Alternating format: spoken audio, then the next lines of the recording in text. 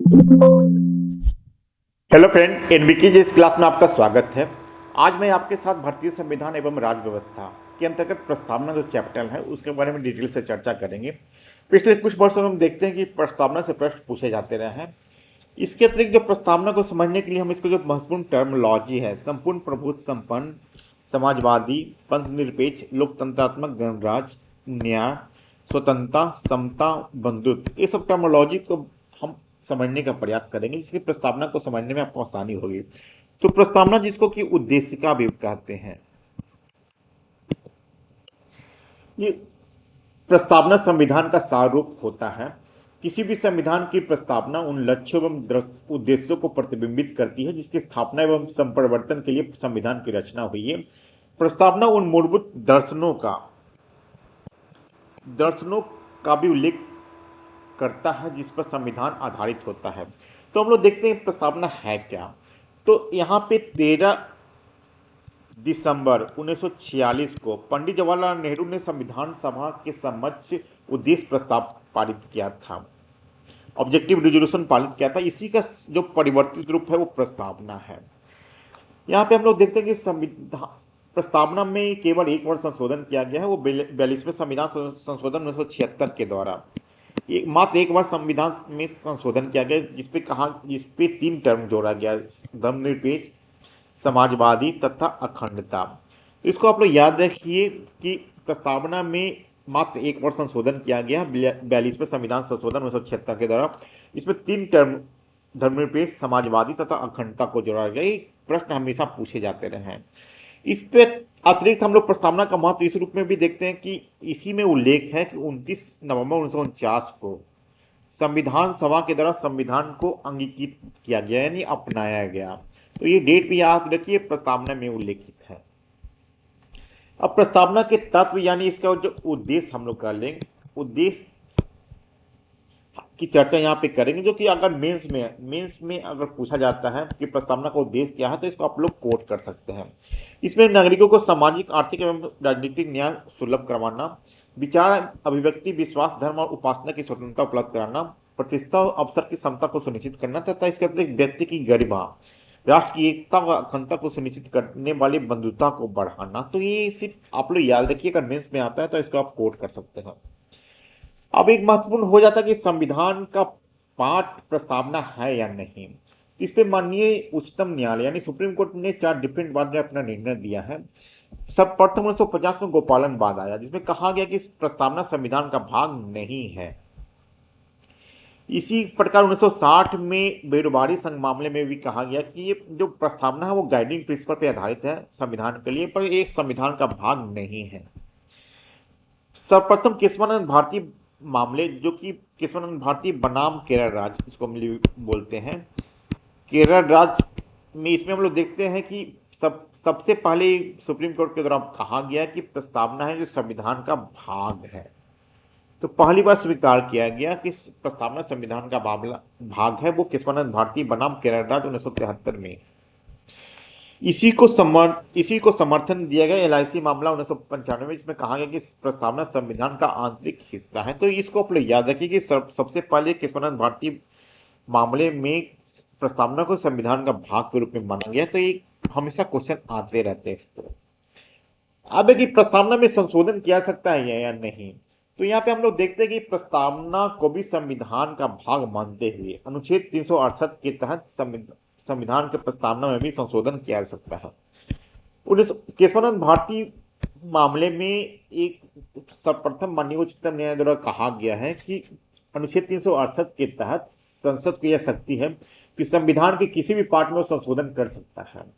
इसी में संविधान का भाग मानते हुए प्रस्तावना में भी संशोधन किया सकता है। लेकिन इस केशवानंद भारती मामले में कहा गया कि संविधान में संशोधन तो कर सकती है लेकिन इसको जो मूल ढांचा है उसको उल्लंघन वो नहीं कर सकता। तो इसमें अवरोध भी संसद पे उन्होंने लगाया था। तो ये प्रस्तावना पे भी लागू होता है कि प्रस्तावना में भी संशोधन किया सकता है लेकिन उसका जो मूल ढांचा है उसको उल्लंघन वो नहीं कर सकता है।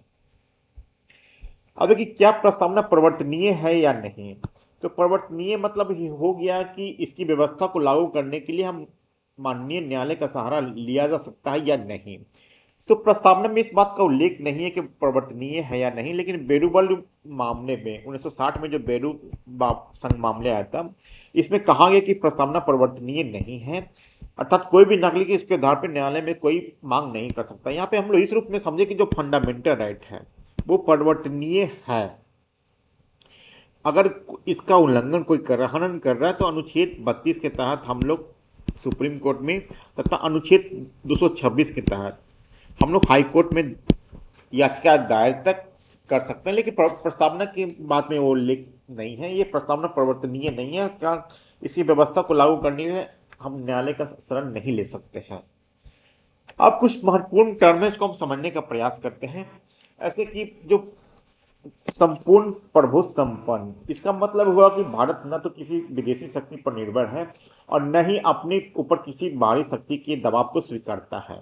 अर्थात इसको इस रूप में हम लोग कहें कि घरेलू नीतियों हो या विदेशी मामले स्वतंत्र रूप से अपनी जरूरतों के अनुसार भारत निर्णय लेता है। तो इसका मतलब वो संपूर्ण प्रभुत्व संपन्न, यानी कोई इस पे बाहरी शक्ति नहीं है।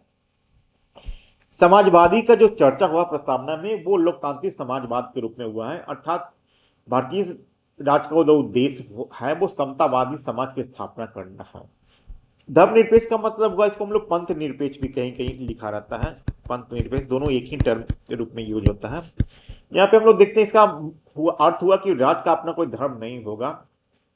इस दूसरे रूप में कहना कि राज धार्मिक मामलों से खुद को अलग रखेगा।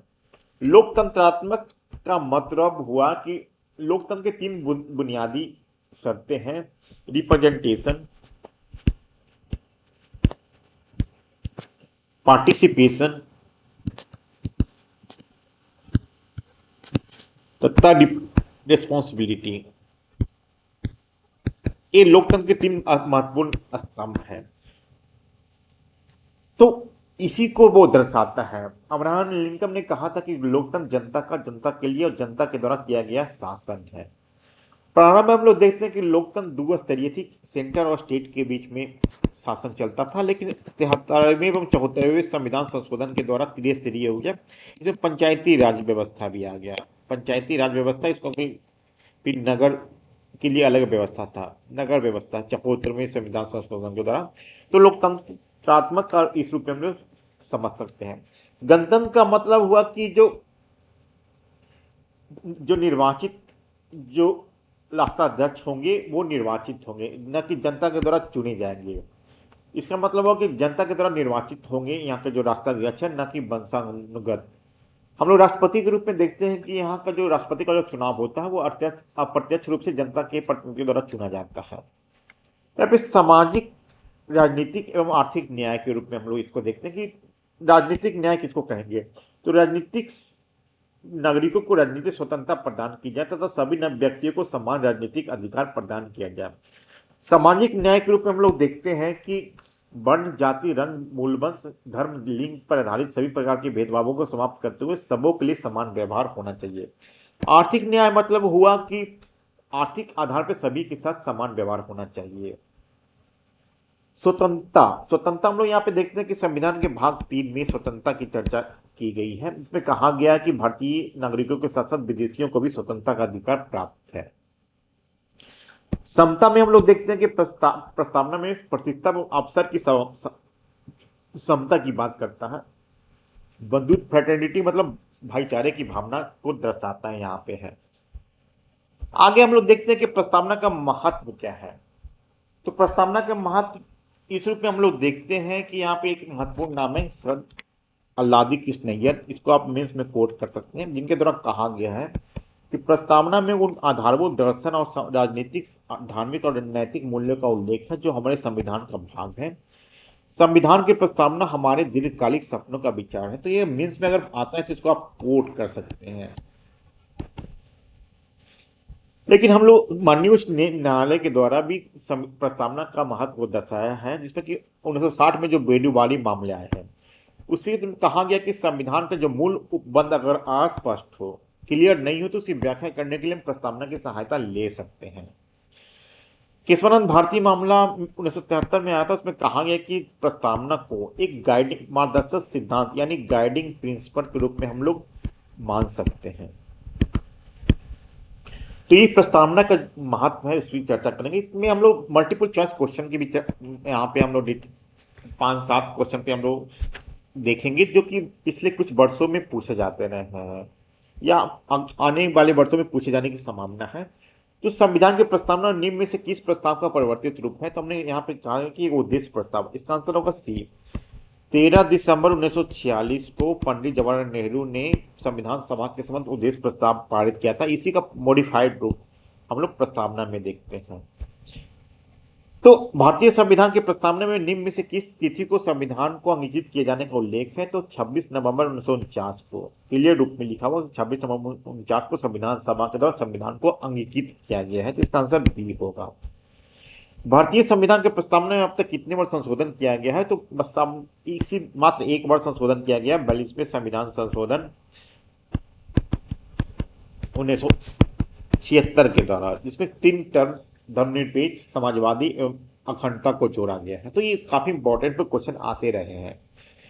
तो उद्देश्य का इसको हम लोग प्रस्तावना भी कहते हैं। समाजवादी, धर्मनिरपेक्ष एवं अखंडता सब निम्न में से किस संविधान संशोधन के द्वारा जोड़ा गया? इसकी चर्चा हमने अभी की। तो 42वें संविधान संशोधन 1976 के द्वारा क्वेश्चन आते रहते हैं, डिफरेंट एंगल से हमने यहाँ पे क्वेश्चन देख के आपको समझाने का प्रयास किया है। तो इसका आंसर होगा ए।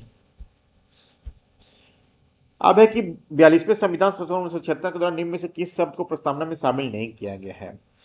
तो यहाँ पे हम लोग देखते हैं समाजवाद को शामिल किया गया, धर्मनिरपेक्ष को शामिल किया गया, अखंडता को शामिल किया। तो समता जो है इसको, ये मूल रूप से था, इसको संशोधन के द्वारा शामिल नहीं किया गया। तो इसका आंसर होगा बी। अब है कि प्रस्तावना में संशोधन के संबंध में निम्न में से कौन सा कथन सही नहीं है? तो यहाँ पे देखते हैं प्रस्तावना में संशोधन नहीं किया सकता, तो ये गलत है, ये सही नहीं है, क्योंकि प्रस्तावना में संशोधन किया सकता अनुच्छेद 368 के तहत प्रस्तावना में भी संशोधन किया सकता, लेकिन इसके जो मूल ढांचा है उस पर उल्लंघन, संशोधन नहीं किया सकता। तो इसका आंसर होगा ये, प्रस्तावना में संशोधन नहीं किया सकता, ये सही नहीं है। अब सुप्रीम कोर्ट ने निम्न में से किस बात में सबसे पहले कहा गया है कि प्रस्तावना संविधान का भाग है? तो यहाँ पे हम लोग देखते हैं गोपालन मामला, इसमें कहा गया कि नहीं, भाग नहीं है। बेरोजगारी संघ मामले में भी कहा गया कि मार्गदर्शक सिद्धांत पे है, लेकिन ये भी भाग नहीं है। लेकिन सर्वप्रथम केशवानंद भारती मामला, इसका आंसर होगा सी।